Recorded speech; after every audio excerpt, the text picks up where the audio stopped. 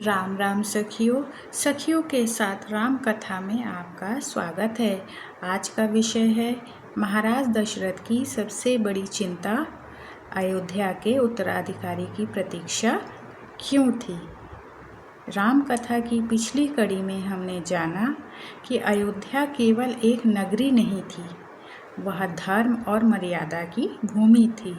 लेकिन आज की कथा हमें उस समय ले जाती है जब अयोध्या के राजा महाराज दशरथ के पास सब कुछ था। विशाल राज्य था, प्रजा सुखी थी, राजपाट था, सम्मान था। फिर भी उनके मन में एक ऐसी चिंता थी जो उन्हें भीतर से बेचैन करती थी। आखिर वह चिंता क्या थी और क्यों एक राजा अपने राज्य के भविष्य को लेकर चिंतित था। महाराज दशरथ की सबसे बड़ी चिंता थी अयोध्या का उत्तराधिकारी कौन होगा। राजा दशरथ चाहते थे कि उनके बाद अयोध्या की राजगद्दी संभालने वाला कोई योग्य पुत्र हो, क्योंकि राजा के लिए केवल आज का राज्य महत्वपूर्ण नहीं होता, उसे यह भी सोचना पड़ता है कि उसके बाद राज्य की बागडोर किसके हाथ में जाएगी।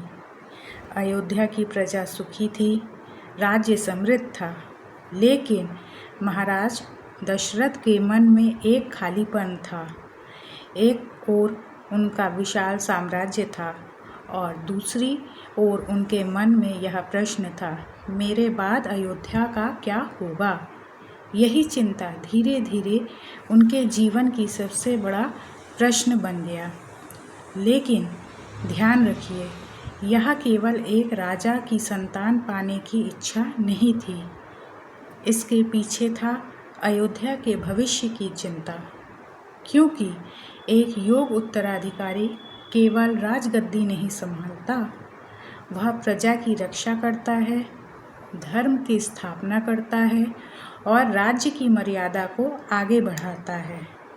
और यहीं से राम कथा एक नए मोड़ की ओर बढ़ती है।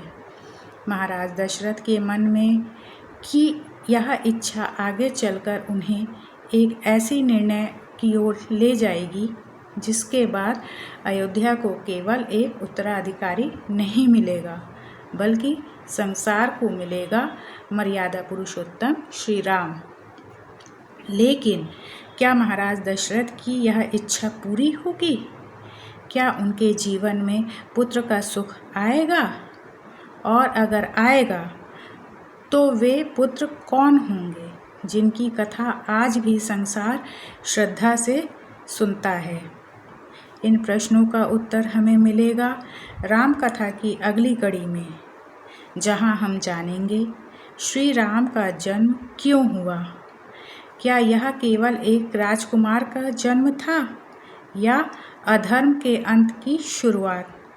तो अगली कड़ी अवश्य देखिए, क्योंकि अब राम कथा उस मोड़ पर पहुंचने वाली है जहां अयोध्या की प्रतीक्षा पूरी होगी और धरती पर धर्म की एक नई कहानी शुरू होगी।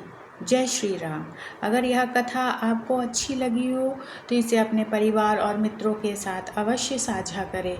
मेरे पेज को लाइक, शेयर, फॉलो करना ना भूलें।